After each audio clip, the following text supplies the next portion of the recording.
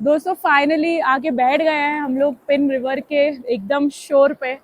और यहाँ बैठ के ऐसा लग रहा है ना जैसे कि लाइफ की सारी प्रॉब्लम, सारी थकन सब बिल्कुल इतनी सी है, लेकिन इससे भी छोटी, मतलब एक डॉट बराबर। जब यहाँ बैठ के अगर आप थोड़ी देर आंख बंद करके बैठो यहाँ पे और ध्यान से अगर सुनोगे ना, तो खाली पानी के बहने की आवाज नहीं आ रही है, उसके साथ साथ ना कम से कम 10 और आवाजें आ रही हैं। और यही चीज इतनी इंट्रीगिंग होती है, इतनी ज्यादा एनलाइटिंग होती है कि यार इतनी बड़ी नदी है, इतनी स्पीड में बह रही है, लेकिन तब भी उसमें एक ठहराव है, एक स्टेबिलिटी है, एक फ्लो है।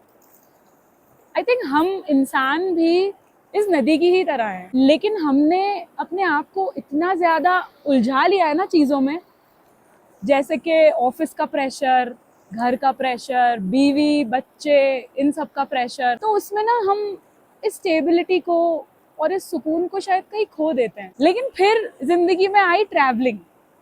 ये मैं अपने पर्सपेक्टिव से बता रही हूँ। मेरी लाइफ में बहुत अप्स एंड डाउन्स हुए हैं, मतलब स्मूथ तो बिल्कुल भी नहीं रही मेरी लाइफ। और ट्रैवल ने एक ऐसा पर्सपेक्टिव खोल दिया है ना मेरे लिए कि वो सारी प्रॉब्लम्स, वो सारी टेंशन्स मेरे लिए अब कुछ भी नहीं है। ये एक बहुत बड़ी चीज सीखी है मैंने ट्रैवल से, और वो है कि सुकून।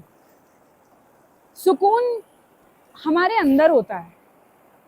और जब हम ऐसी किसी जगह पे आते हैं जहाँ कोई नेटवर्क नहीं है, जहाँ हमें डिस्टर्ब करने वाला कोई नहीं है, जहाँ हमारे पास 10 टेंशन्स नहीं है, तब जाके हमें रियलाइज होता है कि हम क्यों इतनी भागा दौड़ी कर रहे हैं। कॉर्पोरेट लैडर चढ़ने की भागा दौड़ी, शादी करने की भागा दौड़ी, बच्चे पैदा करने की भागा दौड़ी। यार स्टेबिलिटी लाओ और सुकून लाओ सबसे पहले तो अपने अंदर, क्योंकि एक बार वो एक स्टेबिलिटी और एक वो सुकून आ जाता है ना, तो चीजें खुद ब खुद होने लगती हैं।